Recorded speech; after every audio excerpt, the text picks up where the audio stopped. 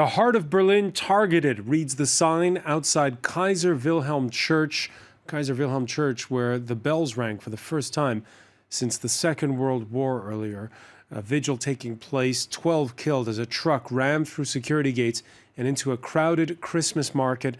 The rampage, which bears the hallmarks of the Bastille Day attack in Nice that left 86 dead, follows warnings that Christmas-related events could be targeted by militants. An initial suspect has now been released due to insufficient evidence. This after speculation over his eventual radical link. Hardliners quick to question the government's asylum policy in the wake of the attack. That suspect was Pakistani. We'll ask just how much policy in Germany has already shifted since the picture of a 3-year-old boy washing up on a Turkish beach prompted Angela Merkel to open the door to Syrians back in the summer of 2015. The Chancellor, like the citizens of Germany who may re-elect her for a 4th time next year, displaying ambivalence. They are proactive when it comes to new arrivals, going to great pains to teach them German, to integrate them, but wary of being overwhelmed, ambivalent also when it comes to using Germany's military might against havens for jihadis in places like Afghanistan, Syria, Iraq. It's time like these that test the resolve of Germany and of Europe. Today in the France24 debate, what response to the Berlin attacks? With us from Frankfurt, journalist and commentator Roland Tichy, president of the Ludwig Erhard Stiftung think tank. Thank you for being with us again here. Yes, great to see you.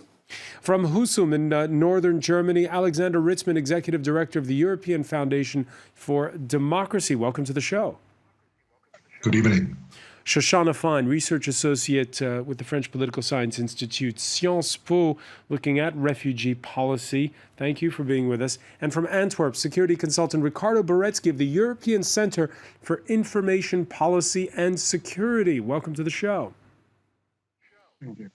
The France24 debate, where you can join the conversation on Facebook and Twitter, the hashtag F24debate. The process of authorities earlier identifying a Pakistani man, now releasing him. They were quick to say that the dangerous criminal they're looking for may still be at large. Earlier, Angela Merkel touring the scene where it all happened. The chief of police who said that the man was certainly not the driver. For more, let's cross to Berlin and correspondent Emmanuel Chaz. Emmanuel, first of all, describe the atmosphere where that vigil is taking place now. Yeah, well, it's been a really confusing day here in Berlin. First, we thought the police had announced a swift operation. The driver was supposed to have been arrested. He was under interrogation.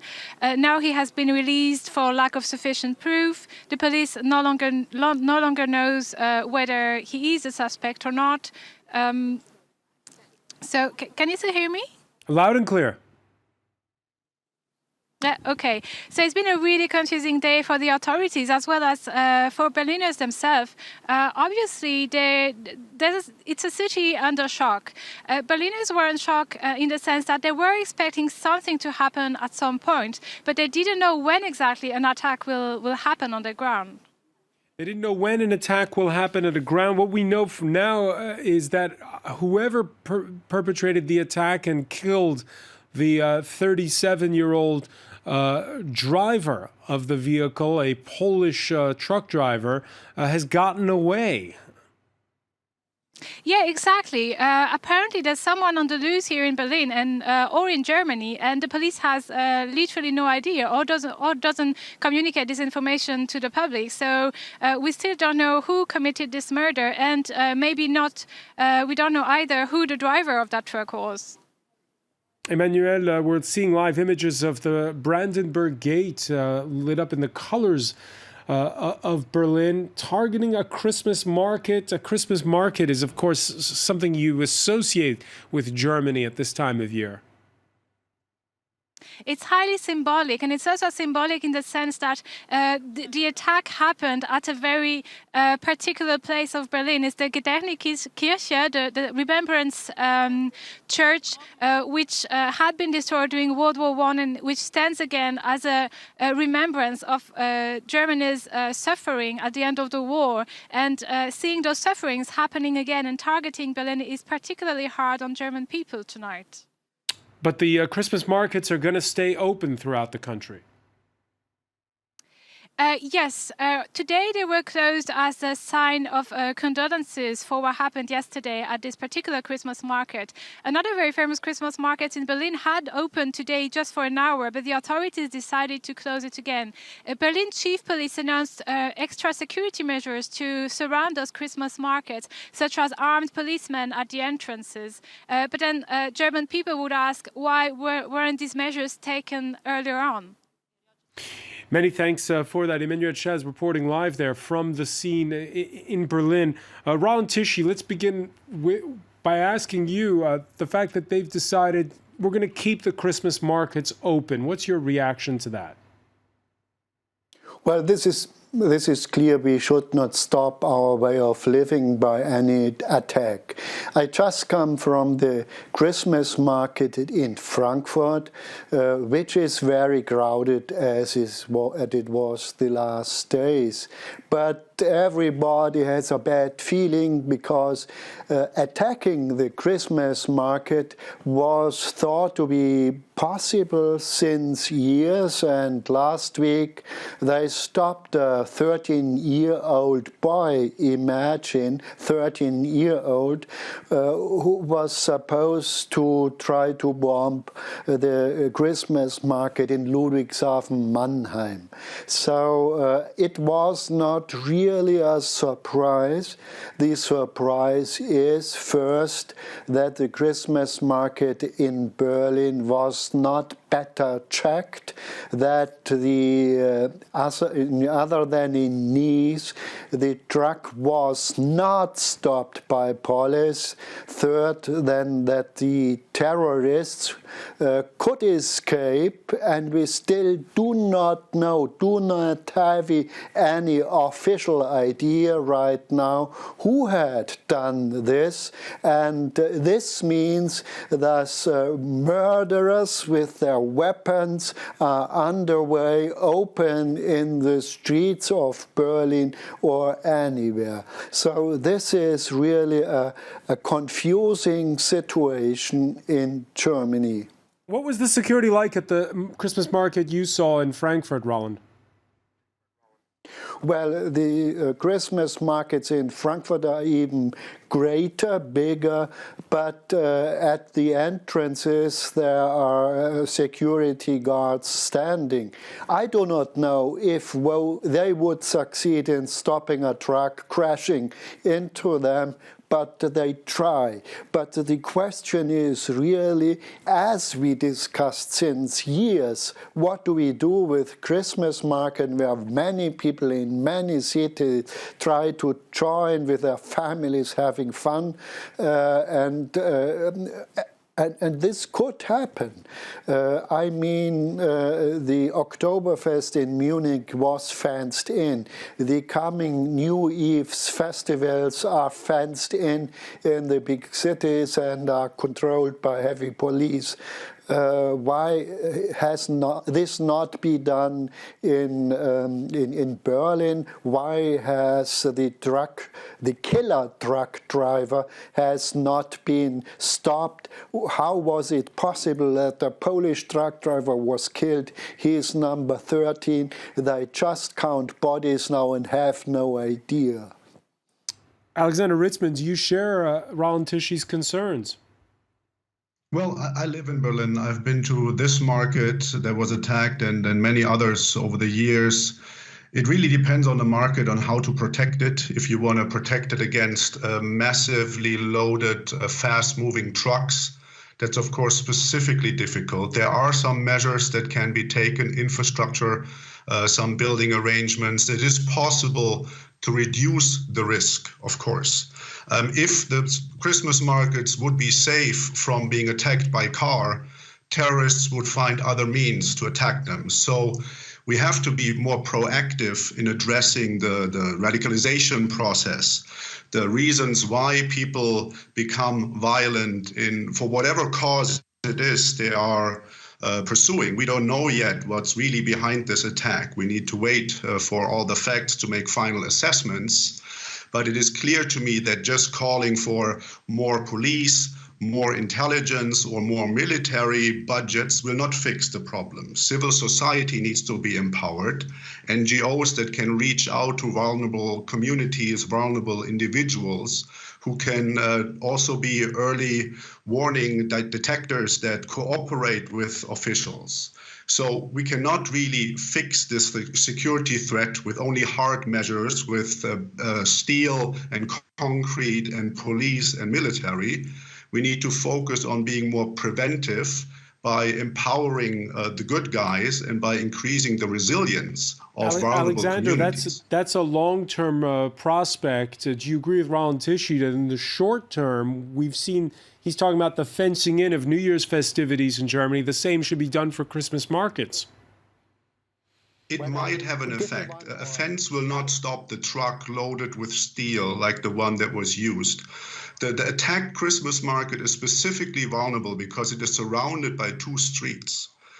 So you would probably have to move the Christmas market to another place. But then again, Berlin has 100 Christmas markets over the month of December. So it is true that some of the prevention work is long-term, but if we look back, Islamic terrorism, if that is the case here, Islamist terrorism is not new. We've had attacks, thwarted, failed, and some successful since after 2001. We've had right-wing extremism and terrorism, left-wing extremism and terrorism in the 70s, 80s, 90s. This is not a new phenomenon. So if we always say, well, prevention is a long-term thing, let's invest in hard security, we will never reduce really the phenomenon of violent extremism. Ricardo Beretsky, do you agree? Well, just give me one word. I would like to say one word. I'm not the one who wants to... has to be looked at. Hold on, sorry, Ricardo, just 1 second, 1 second. First of all, 1 second, Ricardo, let me first say, Roland Tichy, very briefly, just to respond to that one point. Well, I do not want to fence a country in, but just giving a long-term perspective does not help the people who are under attack right now. All right, Ricardo Beretsky, your thoughts on this in terms of do you basically fence in all kinds of public events now? Well, some of the things that I've just heard, I would certainly agree with. But there's a lot of factors at play. First of all, that the security management in public spaces is a problem. This has been a proven fact over the last 2 years. So that is already a problem. The second way is that they have still not understood that they're dealing with a different form of terrorism. The terrorism they're dealing with is fairly new to the arena. And then the third factor that they have to really begin to understand is that this is not only about sharing information or intelligence or putting up brigades to stop the terrorists from certain areas. There's a lot more at stake in managing these public spaces and managing terrorism as a threat. The war on terror is not just a war on terror. It's becoming more like a terror on war. And the management of fighting this war on terror is where the real problem lays in understanding that this threat is a threat multiple levels and multiple layers, which is clearly shown in the past 2 years. So you're saying there should be more intelligence sharing. Shoshana Fine, your thoughts on we're discussing really what could be the new normal, right, for Europe?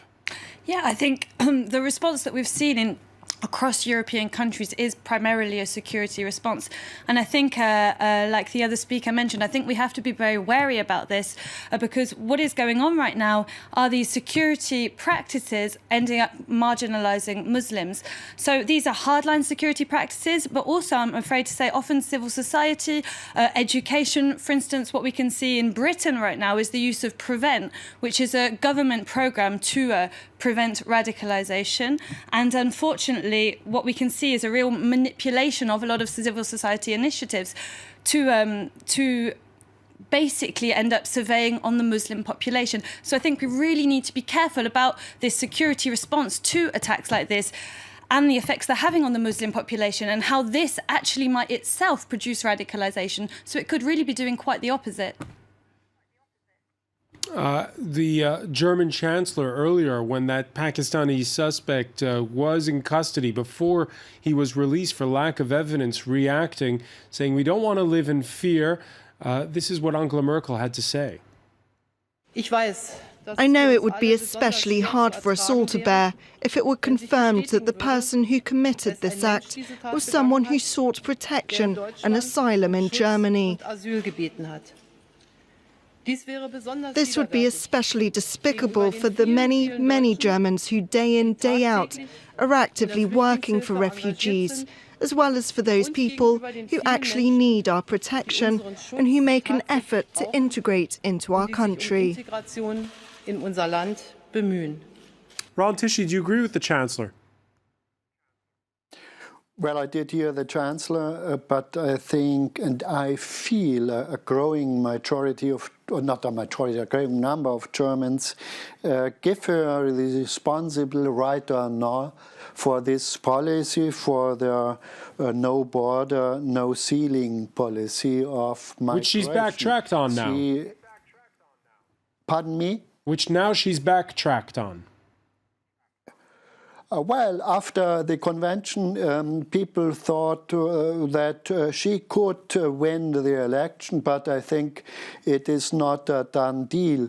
Polls gave her last week 36%, which is enough to be re-elected as Chancellor. But things can change, and this is one of the things which change history. When we come back, we're going to take a look at some of what we've just touched on, which is, will the attack in Berlin result in the stigmatization of asylum seekers, in particular Shoshana Feimer saying of Muslims? Stay with us. You're watching the France 24 debate.